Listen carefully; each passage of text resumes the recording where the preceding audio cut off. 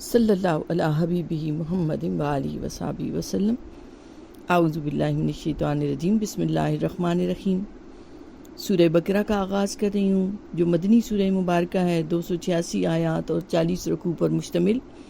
وہ سورہ مبارکہ جس میں قانون، اخلاق، آئین اور سیاست کے بے شمار قواعد و ضوابط بھی بیان کیے گئے ہیں، جس میں اہل ایمان کے ذکر کے ساتھ ساتھ کفار کی نشانیاں اور علامتیں بھی بتائی گئیں اور منافقوں کی علامتیں بھی بتائی گئیں۔ اسی طرح سے مدنی زندگی چونکہ مختلف تھی مکہ پاک کی زندگی سے، کہ وہاں تو صرف ظلم سہ رہے تھے مسلمان، اب مسلمانوں کو حکم ہو گیا کہ وہ غزوات میں بھی اتریں، تلواریں بھی اٹھائیں، اللہ کی تائید و نصرت ان کے ساتھ ہے۔ اسی طرح اس سورہ مبارکہ میں قبلے کے تعین پر بھی آیات مبارکہ موجود ہیں، تاکہ ظاہری بھی مسلمانوں کا ایک مرکز ہو جائے جس طرف وہ رخ کر کے عبادت ادا کریں۔ آج میری موضوع پہلی 5 آیات مبارکہ ہیں۔ اس کا آغاز الف لام میم حروف مقطعات سے ہو رہا ہے۔ حروف مقطعات کے بارے میں آتا ہے کہ یہ اللہ اور اللہ کے حبیب کے درمیان راز کی باتیں ہیں۔ اب جو غوطہ خور اس میں غوطہ لگاتا ہے، جو جس درجے پر پہنچتا ہے، اللہ پاک اسے کچھ نہ کچھ راز عطا فرما دیتا ہے۔ جیسے کچھ صوفیاء نے بیان کیا ہے کہ الف سے اللہ، میم سے محمد صلی اللہ علیہ وآلہ وسلم اور لام سے مراد جبریل امی ہے۔ کچھ مفسرین نے یوں بھی کہا ہے کہ لام کے لیے استعمال ہوتا ہے، تو گویا یہ بتا دیا کہ اللہ محمد کے لیے، محمد اللہ کے لیے صلی اللہ علیہ وآلہ وسلم۔ اسی طریقے سے ایک اور انداز سے دیکھیں تو لام واسطہ ہے، وسیلہ ہے، تو حضور وسیلہ ہے اللہ تک پہنچنے کا۔ تو یہ ایسے مختلف معنی اور معارف صوفیاء نے، علماء نے، مفسرین نے بیان فرمائے ہیں۔ اب حقیقت میں حضور جانتے ہیں یہ اللہ کے اور اللہ کے حبیب کے درمیان کی باتیں ہیں۔ اس کے بعد ارشاد باری تعالیٰ ہے ذالک الکتاب لا ریب فیہ، یہ وہ ذی رتبہ کتاب ہے، عظمتوں والی کتاب ہے، شان والی کتاب ہے کہ جس میں ذرا سا بھی شک نہیں ہے۔ اب غور کریں تو کتاب کے لیے استعمال ہوا ہے ذالکہ، اب یہ اشارہ بعید ہے، لیکن آپ کے تو ہاتھوں میں ہے، میرے ہاتھوں میں ہے قرآن پاک کی کتاب، تو پھر وہ کا اشارہ کیوں استعمال ہوا؟ یہ بتانے کے لیے کہ یہ ہاتھوں میں ہونے کے باوجود اس کتاب کی عظمتوں، اس کی شان، اس کے رتبے، اس کلام، یہ جو اللہ کا نورانی کلام ہے، اس کی عظمتوں سے تم واقف نہیں ہو۔ یہ تمہارے ہاتھوں میں ہونے کے باوجود اپنے معنی، اپنے معارف، اپنے رتبے کے لحاظ سے بہت اونچا ہے، بہت بلند ہے، بہت بلند ہے۔ اور پھر اس میں کوئی شک اور شبہ نہیں، یعنی شک اور شبہ کہنے والے کرتے رہتے ہیں، مگر حقیقت میں جو غیر جانبدار ہو کر اس کے دلائل، اس کی تعلیمات، اس کی الفاظ، اس کی آیات، اس کی صورتوں پر غور کرتا ہے تو پتہ چلتا ہے کہ اس جیسا کلام کوئی اور ہو ہی نہیں سکتا۔ اس کی پیشن گوئیاں وہ بلند مینار ہیں حق اور صداقت کی کہ شک کا غبار بھی انہیں چھو نہیں پاتا۔ تو یہ ذی رتبہ کتاب بڑی عظمتوں والی ہے۔ اللہ رب العزت ہمیں اس کے معنی و معارف عطا فرمائے اور ہمیں عمل کی توفیق عطا فرمائے۔ اس کے بعد ارشاد باری تعالیٰ ھدی للمتقین، بڑی خوبصورت سی بات ہے کہ دیکھیں آپ بھی اپنے گھر کے دروازے کسی اجنبی کے لیے نہیں کھولتے، بلکہ جب اپنا کوئی آئے تو اس کے لیے نہ صرف گھر کا دروازہ کھولتے ہیں بلکہ ڈرائنگ روم میں بٹھا کے اور اس کی خاطر تواضع کرتے ہیں۔ تو قرآن مجید ابتدا میں ہی کہہ رہا ہے کہ یہ کتاب ہدایت ہے کس کے لیے؟ للمتقین، تقوی والوں کے لیے۔ گو کہ قرآن مجید تو ھدی للناس ہے، یعنی سارے لوگوں کے لیے، سب انسانوں کے لیے پیغام ہدایت ہے، لیکن حقیقت میں اس کے نور، اس کی معرفت وہی پا سکتا ہے جو تقوی سے آراستہ ہوگا۔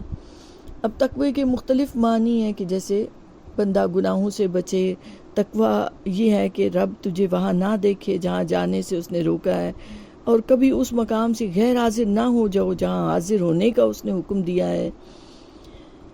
نفس کا تزکیہ کر کے جب تم آتے ہو تو میں اسے یوں دیکھتی ہوں کہ دیکھیں ایک اپنی حسن نیت، عقائد میں درستگی بہت ضروری ہے۔ عقائد میں درستگی، اللہ اور اللہ کے حبیب سے محبت بنیادی پہلو ہے، اس کے بعد حسن نیت، اس کے بعد عمل آپ کا اس کے مطابق ہے، آپ حق بات کرتے ہیں، حق بات کے ساتھ اس پر عمل پیرا بھی ہوتے ہیں، تو آپ ایک ایسا پیکر بن جاتے ہیں کہ اب آپ جب کلام مبین کو کھولتے ہیں تو اس کے انوار اور معارف دل پر اترتے ہیں، تاثیر اترتی ہے، سمجھ میں آتا ہے۔ اور آگے دیکھیں تو ساتھ ہی اس کی علامتیں بھی بتائیں کہ کیا ہیں علامتیں، اور پہلی علامت ہی یہی بیان ہوئی کہ الذین یؤمنون بالغیب، جو غیب پر ایمان لاتے ہیں۔ اب غیب کیا ہے؟ یہ فرشتے، یہ جنت، یہ دوزخ، وحی کا آنا، تقدیر، یہ سب چیزیں غیب میں ہیں، سب سے بڑھ کر اللہ بھی غیب میں ہے۔ تو ہم کیسے ان سب چیزوں پر بن دیکھے ایمان لے آتے ہیں؟ انسان عقل کے گھوڑے دوڑا کر پھر علم حاصل کرتا ہے۔ ایمان کی بنیاد ہی اس بات پر ہے، بن دیکھے بن سمجھے بس حضور کو مان لو۔ حضور اکرم صلی اللہ علیہ وآلہ وسلم کی چوکھٹ پہ آؤ، سوالی بنو، ایمان کی دولت حضور سے ملے گی۔ تو یہیں سے محبت، غلامی، اتباع کا سبق شروع ہو گیا قرآن مجید کا، کہ یہ پہلی شرط ہے ایمان کے لیے۔ اب غور کریں تو وہ کسی نے فرشتوں کو نہیں دیکھا، نہ وہ اپنی عقل اور اپنے علم سے سمجھ سکتا ہے۔ تو ہمارے ایمان کا نیوکلس، مرکز، محور آقا علیہ الصلوۃ والسلام کی ذات مبارک کا ہے۔ سوچ کو وہاں لے جاؤ، فکر کو وہاں لے جاؤ، عمل کو وہاں لے جاؤ، بس ادھر کے لیے ہی سب کچھ ہو، اپنا سارا سرمایہ ان کی چوکھٹ پہ لا کے رکھو، اور وہ کہیں قبول ہے تو بس تجھے ایمان مل گیا۔ تو نبی کریم علیہ الصلوۃ والسلام پر ایمان، ان کی بات کو ماننا، وہ بات جس کی سمجھ بھی نہیں آ رہی، وہ بات جس کی حکمتوں کو عقل سمجھنے سے بھی قاصر ہے، وہ بات جو ذاتی مفاد کے بھی خلاف ہے، گروہی اور محدود منافع کے بھی خلاف نظر آ رہی ہے، مگر اس کے باوجود یہ سوچ کر ماننا کہ یہ میرے آقا کا حکم ہے، غلام کا کام ہے، بات کو مانتے چلے جاؤ۔ تو یہ پہلی علامت ہے کہ بے یقینی سے نکلو، غیب پر ایمان لاؤ۔ اور پھر ساتھ ہی کہا کہ اب اس ایمان کی کسوٹی شروع ہو گئی، پرکھنا شروع ہو گیا تمہاری زندگی تمہارے عمل سے، اور اعمال صالح میں سر فہرست آتا ہے وَيُقِيمُونَ الصَّلَاةَ، کہ نمازوں کو قائم کرو۔ کہا کہ وہ جو ایمان لائے غیب پر اور نمازوں کو قائم کرتے ہیں۔ نمازوں کو قائم کرنا کیا ہے؟ ہم تو پڑھتے ہیں نا، قیام کیا، رکوع کیا، سجدہ کیا۔ اقامت کیا ہے نماز کی؟ کہ اس کو ظاہری آداب بھی پورے کرو، اس کے باطنی آداب بھی پورے کرو۔ اور باطنی آداب کیا ہیں؟ کبھی تو ایسے نماز میں کھڑے ہو کہ تمہارا جیسے جسم قبلہ کی طرف ہے، ایسے دل بھی رب کعبہ کی طرف یکسو ہو گیا ہو، آنکھوں سے آنسو بہہ رہے ہوں، جسم پر لرزہ طاری ہو، خشوع و خضوع کی کیفیت طاری ہو۔ یہ اس کا باطنی ادب ہے۔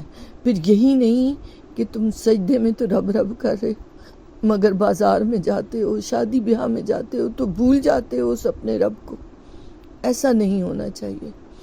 ایک تو تمہاری عملی زندگی، معاشی، معاشرتی، اور ایک مسجد کی مذہبی دینی زندگی بالکل ہم آہنگ ہو۔ یہ اقامت ہے اس صلاۃ کی، اس نماز کی۔ پھر یہ کہ تم اس نظام صلاۃ کے نفاذ کے لیے بھی کوششیں کر رہے ہو، پھر اتنی مداومت ہو تمہارے اندر نماز کے لیے کہ لاکھ مشکلیں آئیں، سولی پہ چڑھایا جا رہا ہو، نماز وقت پہ ہمیشگی کے ساتھ ادا کرنے کی تڑپ ہو، لگن ہو، عمل ہو۔ یہ میں نے مختصراً بتایا کہ اس سے نماز کی اقامت ہوگی۔ پھر فرمائے وَمِمَّا رَزَقْنَاهُمْ يُنْفِقُونَ، کہ ہم نے انہیں جو جو کچھ دیا ہے۔ اب یہاں یہ بھی نکتہ سمجھنے کی ہے کہ جو کچھ ہمارے پاس ہے، جسم کی طاقت ہے ہمارے پاس، دیکھنے کی قوت ہے، بولنے کی، سماعت کی، یہ ساری قوتیں، یہ ساری طاقتیں، یہ آگہی، یہ شعور، یہ علم، یہ سارا کچھ اللہ کا عطا کردہ ہے۔ اسی طرح اس جسم و جان کے ساتھ جو اس نے مال عطا کیا، گھر عطا کیا، رشتے عطا کیے، اس نے کیا کیا نعمتیں عطا نہیں کی. اس نے زمین کو بچھونا بنایا، آسمان کو سائبان بنایا، اس نے پھلوں سبزیوں سے مالا مال بھر دیا ہمیں. تو وَمِمَّا رَزَقْنَاهُمْ جو نعمتیں اللہ نے تمہیں دی ہیں، يُنْفِقُونَ وہ خرچ کرتے ہیں اللہ والے. تو انہیں اللہ کی راہ میں لگانا، سخاوت سے کام لینا، ایثار سے کام لینا، لوگوں تک اس کی نفع بخشی کو پہنچانا، یہ ہے تقوی والوں کی علامت. پھر اس سے اگلی آیت مبارکہ میں ارشاد ہوتا ہے وَالَّذِينَ يُؤْمِنُونَ بِمَا أُنزِلَ إِلَيْكَ وَمَا أُنزِلَ مِن قَبْلِكَ وَبِالْآخِرَةِ هُمْ يُوقِنُونَ. یہاں فرمایا کہ وہ ایمان لائے اے حبیب جو آپ پر ہم نے نازل کیا، کہ آپ پر نازل کیا اس کا ذکر آیا نبی کریم علیہ الصلوۃ والسلام کا اور قرآن مجید کا. آپ پر کیا اتارا گیا ہے؟ قرآن مجید اتارا گیا ہے. ساتھ ہی ذکر آیا کہ وَمَا أُنزِلَ مِن قَبْلِكَ، انہیں آگاہ ہونا چاہیے کہ ہم نے پہلے بھی توریت، زبور، انجیل اتاری ہیں. تو یہ علامت ہے ان لوگوں کی، وہ لوگ جو اپنی عقل سے کام لیتے ہوئے یا تو وحی کا انکار کر دیتے ہیں یا وحی کے قائل ہوتے ہوئے کچھ حصے کو مانتے ہیں اور کچھ حصے کو نہیں مانتے. ان کے لیے اعلان ہے کہ تقوی والے وہ ہیں، اللہ کے قریب وہ ہو سکتے ہیں کہ جو ایمان لاتے ہیں. ایمان لانے سے مراد یہ ہے کہ جو عملاً بھی اس کا اظہار کر رہے ہیں، تبھی ایمان ان کی رگ و پے میں اترتا ہے.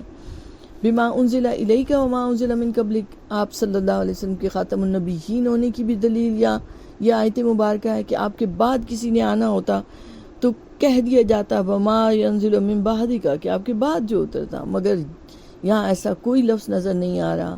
آپ صلی اللہ علیہ وآلہ وسلم اور آپ پر اتارا گیا کلام الہی قرآن مجید، ہدایات مکمل ہو گئیں. اب کوئی نبی نہیں آئے گا، کوئی رسول نہیں آئے گا. اب انہی ہدایات، اسی وحی الہی سے اپنے روز و شب کے، دن رات کے، عملی زندگی کے تمام ضابطے اسی سے رہنمائی لیتے ہوئے متعین کرنے ہیں. اور پھر فرمایا وَبِالْآخِرَةِ هُمْ يُوقِنُونَ، آخرت پر یقین کی اس منزل کو پالو کہ جس میں اب شک اور شبہ نہ رہے. ایمان سے بات شروع ہوئی. علامتوں میں نماز، ایثار، سخاوت، رزق کا ذکر آیا کہ اسے اللہ کی راہ میں خرچ کرو شکرانے کے طور پر. اللہ اور اللہ کے حبیب پر ایمان لاتے ہوئے احکامات کو مانو جو قرآن نے دیے، جو حضور نے عطا کیے. اور پھر اس کے بعد فرمایا ایک دن جس دن تم نے حاضر ہونا ہے اس دن پر یقین کامل رکھو.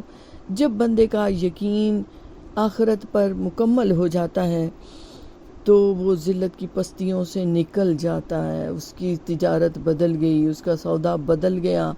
یہ وہ تھے جسے ایمان کے پودے کی آبیاری کرنی ہے. وہ چیزیں ہیں جیسے ہم کوئی بیج لگاتے ہیں تو پانی دیتے ہیں، کھاد دیتے ہیں، اس کو خوراک دیتے ہیں، سورج کی روشنی دیتے ہیں. بعین ہی ایمان کا بیج جو بطور مسلمان کے ہمیں عطا ہوا ہے وہ قلب کی سرزمین پر لگا ہوا ہے اور اسے اعمال صالح کی ضرورت ہے اس کی آبیاری کے لیے، اسے یقین تک پہنچانے کے لیے.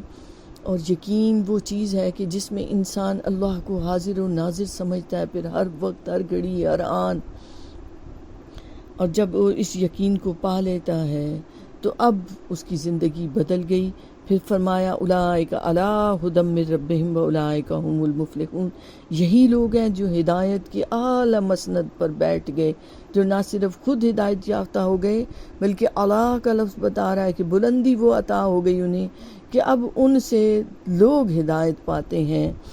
وہ جن لوگوں کو بات کرتے ہیں ان کی بات اثر والی ہوتی ہے، جو بیٹھتے ہیں پاس انہیں بھی ایمان کی خوشبو دیتے ہیں، دین پر چلاتے ہیں.